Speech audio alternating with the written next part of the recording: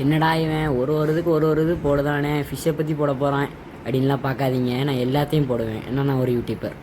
இப்போ வந்து பார்த்திங்கன்னா நம்ம ஷார்க்கை பார்க்க போகிறோம்.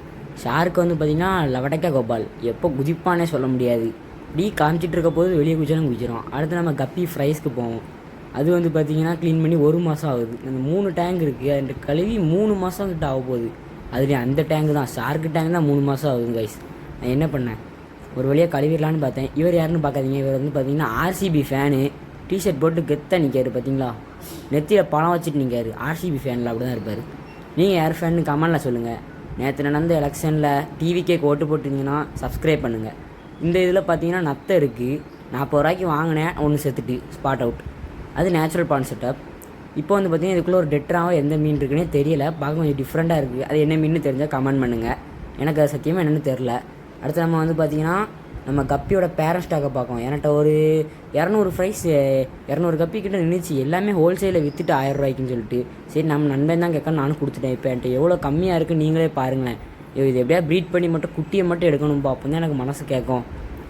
பாருங்கள் 3 டேங்கு. இப்படி இருக்க அந்த இடத்த நான் க்ளீன் பண்ணி கொஞ்சம் அழகாக டெக்கரேஷன்லாம் பண்ண போகிறேன். அப்படிலாம் ஒன்றும் பண்ண மாட்டேன், ஜஸ்ட்டு க்ளீன் பண்ண போகிறேன், அவ்வளோதான். நீங்கள் அப்படிலாம் நினைக்காதீங்க.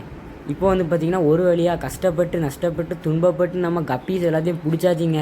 பிடிச்சி இதில் போட்டாச்சு. போட்டதுக்கப்புறம் தான் தெரியுது இவ்வளோ கப்பீஸ் தான் என்கிட்ட மொத்தத்துக்கே இருக்குது. முதல்ல வடக்கா கோபால் அப்படிங்க. எனக்கு என்னடா இத்தனை கப்பீஸை வச்சு நான் பெருக்கணுமே, ப்ரீட் பண்ணி குட்டி எடுத்தால் மட்டும்தான் உண்டு. அதுக்குள்ளே பயிலுவை எத்தனை அரைச்சி கிரைண்டர் வச்சுருக்காங்க பாருங்கள்.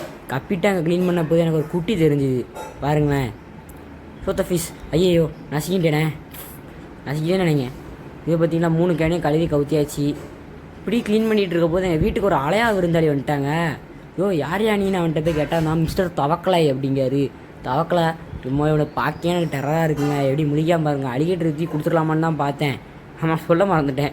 என்கிட்ட ஒரு அலிகேட்டர் நிற்கி காய்ஸ் 10 சென்டிமீட்டரில் வாங்கினேன்.